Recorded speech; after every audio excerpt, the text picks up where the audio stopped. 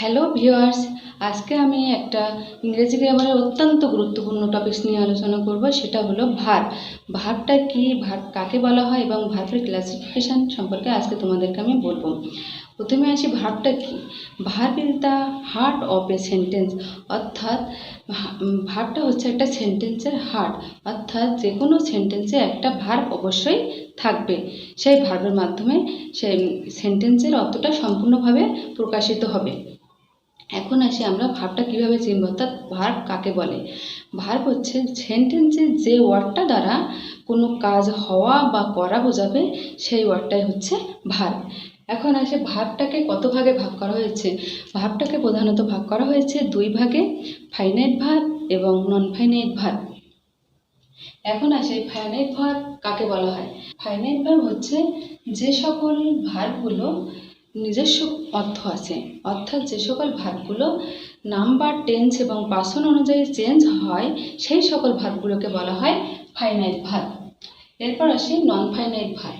নন finite ভার্বটা কাকে বলে, যে সকল ভার্বগুলো নিজে নিজে সেন্টেন্সের অর্থ সম্পূর্ণভাবে প্রকাশ করতে পারে না, অর্থাৎ সেন্টেন্সে নাম্বার, পার্সন এবং টেন্স অনুযায়ী যে ভার্বগুলো চেঞ্জ হয় না, সেই সকল ভার্বগুলোকে বলা হয় নন ফাইনাইট ভার্ব। এখন আমরা ফাইনাইট ভার্ব এবং নন ফাইনাইট ভার্বটা সেন্টেন্সে প্রয়োগের মাধ্যমে আমরা এটাকে আইডেন্টিফাই করব। এখন আমরা উদাহরণের মাধ্যমে বিষয়টা ক্লিয়ার হব। যে আমি যদি বলি I go to market to buy a car, এখানে দুইটা ভার্ব আছে, একটা হচ্ছে গো আর একটা টু বাই। আর তারপর আছে he goes to market to buy a car, এখানে দেখো গোজ হচ্ছে ভার্ব এবং টু বাই এখানে কিন্তু একটা ভার্ব। তারপর আসি they will go to market to buy a car, এখানেও দুইটা ভার্ব আছে। এখন দেখি কোনটা ফাইনাইট ভার্ব এবং কোনটা নন ফাইনাইট ভার্ব। আমি কি বলেছিলাম যে ফাইনাইট ভার্বটার নাম্বার, টেন্স এবং পার্সন অনুযায়ী চেঞ্জ হবে এবং নন ফাইনাইট ভার্বটার নাম্বার, টেন্স এবং পার্সন অনুযায়ী পরিবর্তন হবে না। এখানে দেখি আমি যখন বলছি যে আমি বাজারে যাচ্ছি একটা গাড়ি কিনতে, তখন কিন্তু লিখেছি যে আই গো টু মার্কেট, আমি বর্তমানকালে যাচ্ছি, এটা কাল বোঝাচ্ছে।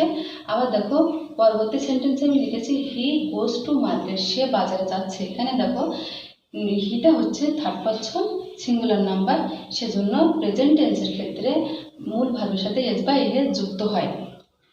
এখন singular number, singular plural number আমরা জানি দুই প্রকার। এই অর্থে একজন ব্যক্তি, এজন্য এটা সিঙ্গুলার, এবং পার্সন হচ্ছে first person, second person, third person, তিনটা পার্সন আছে।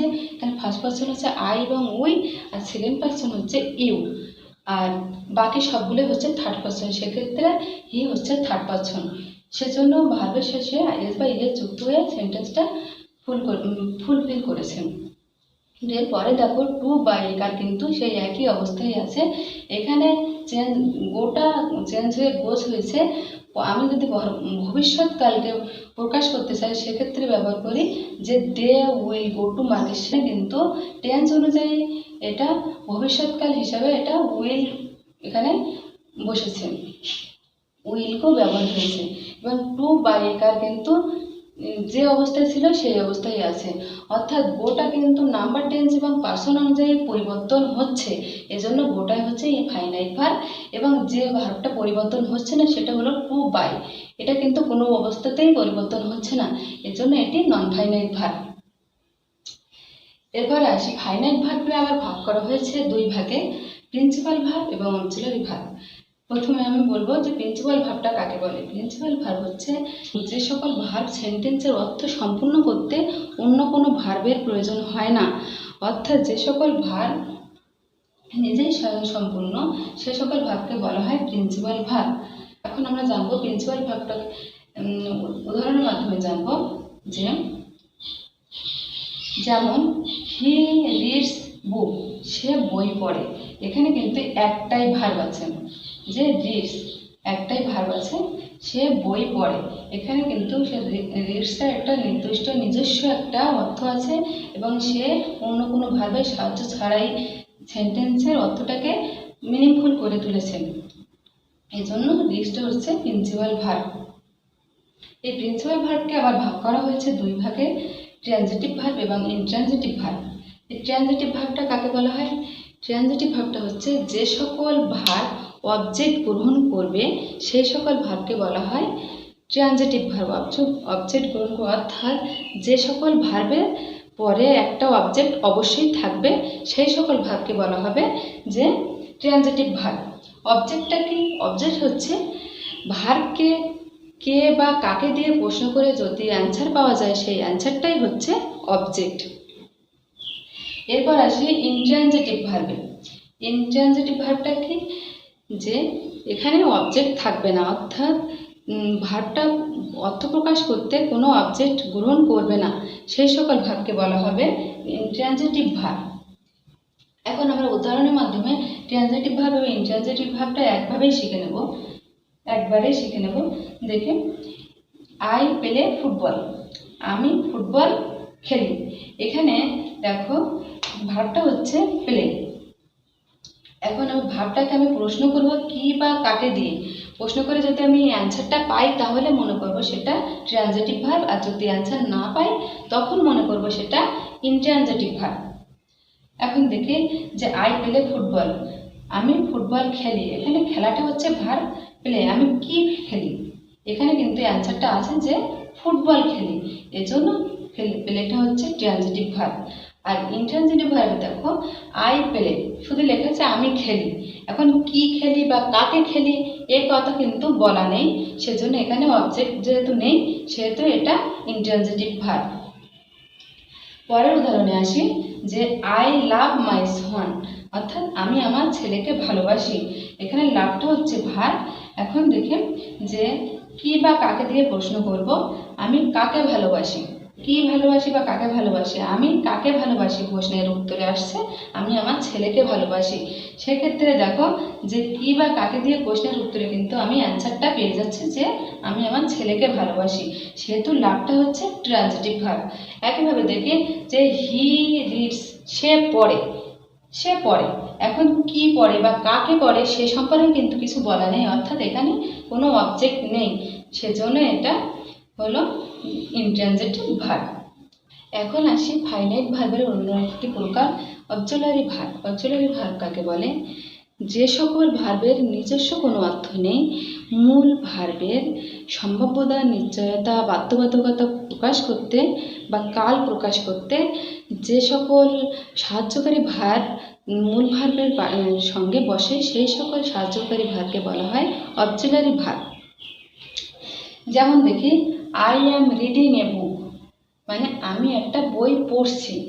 এই ক্ষেত্রে দেখো যে আই অ্যাম রিডিং এ বুক, আমি একটা বই পড়ছি, একটা কাল প্রকাশ করছে যে বর্তমান কালে আমি একটা বই পড়ছি। সেই ক্ষেত্রে আমি যদি বলি আই রিড এ বুক, আমি একটা বই পড়ি, এর ক্ষেত্রে কিন্তু বোঝা যাচ্ছে না যে বইটা আমি আগে পড়েছিলাম, এখন পড়ছি না ভবিষ্যতে পড়বো, সে সময় শুধু বলছে যে আমি পড়ছি।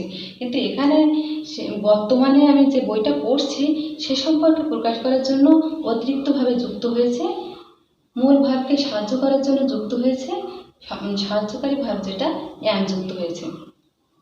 অর্থাৎ মূল ভার্বকে সম্পূর্ণভাবে টেন্স বা সম্ভাব্যতা, নিশ্চয়তা সম্পূর্ণভাবে প্রকাশ করার জন্য যে সকল ভার্বগুলো ব্যবহার করা হয়, অতিরিক্তভাবে যে সকল ভার্বগুলো ব্যবহার করা হয় সেইগুলো হচ্ছে অক্সিলারি ভার্ব। এখানে অ্যাম হচ্ছে অক্সিলারি ভার্ব। এখন আসি অক্সিলারি ভার্বকে আবার ভাগ করা হয়েছে দুই ভাগে, সেটা হচ্ছে প্রাইমারি অক্সিলারি এবং মডাল অক্সিলারি। প্রাইমারি অক্সিলারি ভার্বটা কাকে বলা হয়?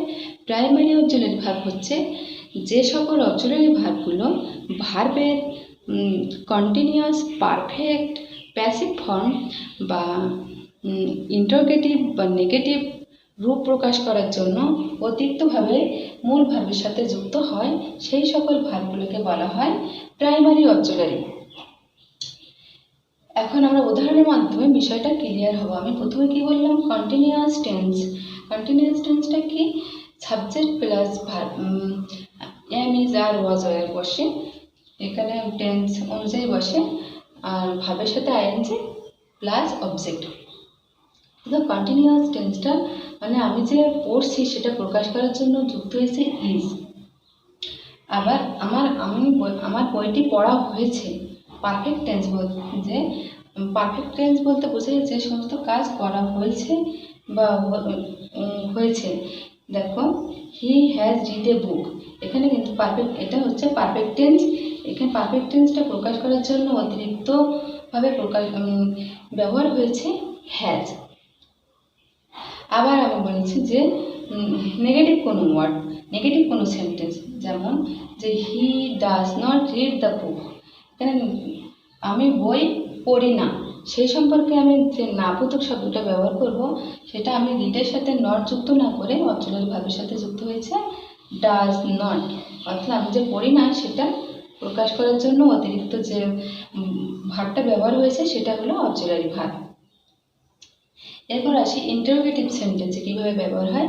ইন্টারোগেটিভ সেন্টেন্সে does he read the book, সে কি বইটা পড়েছে বা সে কি বই পড়ে, সেই হিসেবে আমি প্রশ্নের উত্তরে দেওয়ার জন্য এখানে ব্যবহার করা হয়েছে ডাজ শব্দটি ব্যবহার করা হয়েছে। এরপর আসি অক্সিলারি ভার্বটা কি। অক্সিলারি ভার্ব হচ্ছে যে এই প্রাইমারি অক্সিলারি ভার্বটাকে আবার 3 ভাগে ভাগ করা হয়েছে, সেটা আমি বলবো। অক্সিলারি ভার্বের যখন আমি একটা আলাদা লেসন নেব, সেখানে আমি তোমাদেরকে বিস্তারিতভাবে বলবো।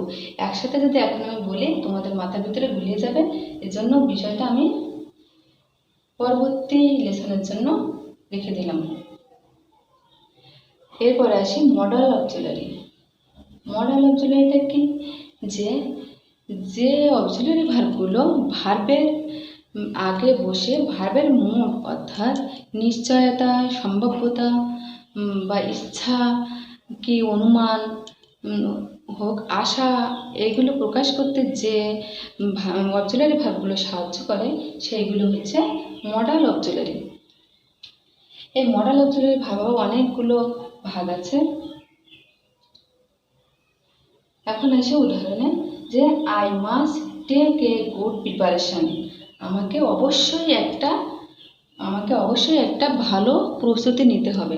এখানে যে আমাকে প্রস্তুতি নিতে হবে যদি আমি সাধারণভাবে বলতাম তাহলে কিন্তু সেটা মডাল অক্সিলারি লাগতো না, কিন্তু এখানে আমি যে বোঝাচ্ছি যে আমাকে অবশ্যই, এই যে সেন্টেন্সে অবশ্যই করতে হবে জোর দিয়ে বলার জন্য যে অক্সিলারি ভার্বটা অতিরিক্তভাবে যুক্ত হচ্ছে ভার্বের সাথে, সেটা হচ্ছে মডাল অক্সিলারি। আবার দেখো, যে রিয়া ক্যান ক্যাচ ফিশ, আমি বলতে পারি রিয়া ক্যাচেস ফিশ, কি রিয়া মাছ ধরে, কিন্তু আমরা এখানে রিয়ার সামর্থ্য বোঝাতে ব্যবহার হচ্ছে রিয়া ক্যান ক্যাচ ফিশ, অর্থাৎ রিয়া মাছ ধরতে পারে। পরের উদাহরণে এসেছে রিয়া ক্যান ক্যাচ ফিশ, এখানে রিয়া মাছ ধরতে পারে বোঝাতে ব্যবহার হচ্ছে ক্যান। রিয়ার সামর্থ্য হচ্ছে রিয়া মাছ ধরতে পারে, রিয়ার সামর্থ্য বা ক্ষমতা বোঝাতে ব্যবহার হচ্ছে ক্যান।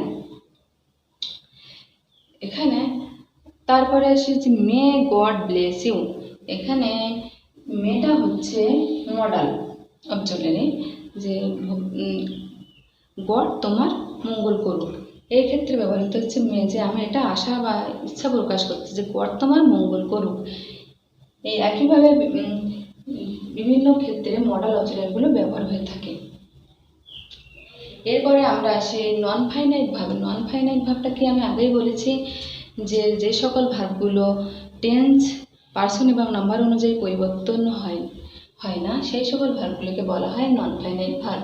এই নন ফাইনাইট ভার্বকে আবার ভাগ করা হয়েছে 3 ভাগে, ইনফিনিটিভ, পার্টিসিপল এবং জিরাল। এখন আসি ইনফিনিটিভ ভার্ব কাকে বলে। ইনফিনিটিভ ভার্ব হচ্ছে যে সকল ভার্বগুলো মূল ভার্বের সাথে টু যুক্ত হয়ে গঠিত হয়, সেই সকল ভার্বগুলোকে বলা হয় ইনফিনিটিভ। যেমন দেখো, ইট ওয়াজ ইম্পসিবল টু রিসিভ, মানে এটা রিসিভ করা আমার কাছে অসম্ভব ছিল। এখানে দেখো 2টা ভার্ব আছে,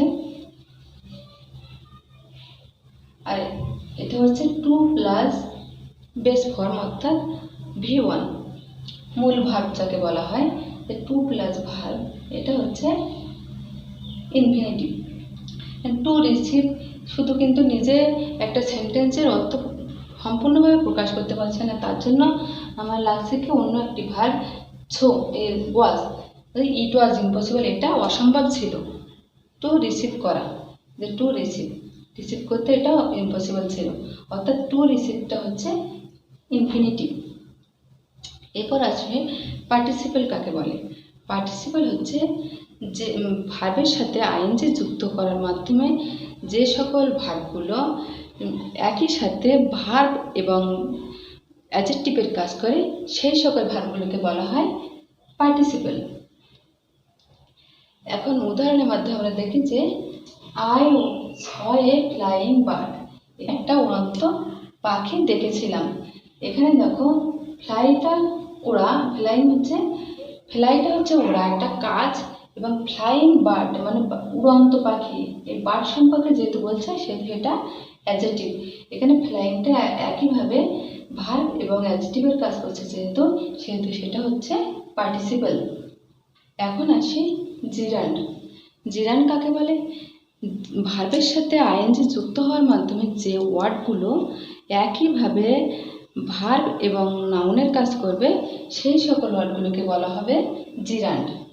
যেমন walking is the best exercise, walking is the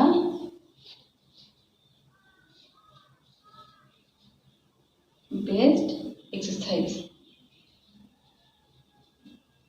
অর্থাৎ যে ওয়াকিং হচ্ছে হাঁটা, হাঁটা একটা কাজ, সেক্ষেত্রে ওয়াকটা হচ্ছে একটা ভার্ব।